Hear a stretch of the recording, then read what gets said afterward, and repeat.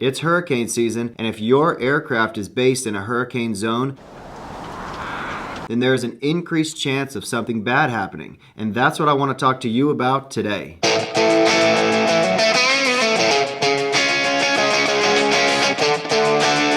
Corona Municipal Airport.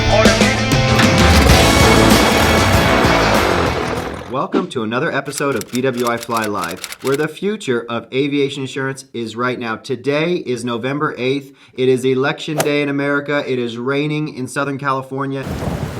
And Hurricane Nicole is heading towards Florida. So let's jump right in. If your aircraft is principally based in a hurricane zone and a tropical storm or hurricane is declared, there are some things that happen in the world of aviation insurance that you should know about. The first thing that happens when a storm is declared is that insurance companies send out binding restrictions and suspend coverage changes. This is a notice, typically an email, that is sent out by the insurance companies to all of their brokers, and this varies by insurance company and by storm. Some insurance companies are very quick to send out binding restrictions. Other companies, they want to wait a couple days to see how the storm plays out. A typical binding restriction email looks like this, and once it's sent out, brokers are restricted from binding new business or making any midterm policy changes in specific areas, usually in the path of the storm. My advice, if you're in a hurricane zone, is to get the best aircraft insurance policy that you can, bind it, make sure you have the right amount of hull coverage, and then make sure you renew the policy every year so there's no lapse in coverage. This will give you the peace of mind that if the worst happens, your aircraft is totally covered.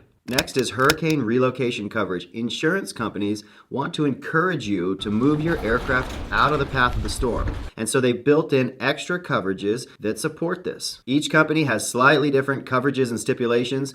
So I'm going to go through a couple now. Pull out your insurance policy. If you're with AIG, find Section 8 titled Hurricane Protection Coverage. If the U.S. National Weather Service issues a hurricane watch or warning for the area your aircraft is principally based, they will reimburse you up to $1,000 to move your aircraft. But there are a couple stipulations. You have to relocate your aircraft to an airport that's at least 100 nautical miles away from where you're at now. And B, you have to have physical damage coverage already on your insurance policy. If you have liability only, this coverage doesn't apply. Next up is global aerospace. In the middle of the policy, under special provisions, item number 2, Global Aerospace will reimburse you up to $500 to relocate your aircraft, or up to $1,000 per policy term, so you can relocate it twice. Global Aerospace requires that you relocate your aircraft at least 75 nautical miles from where it's at now, and you also have to have physical damage coverage on your existing policy. Next up is Hallmark.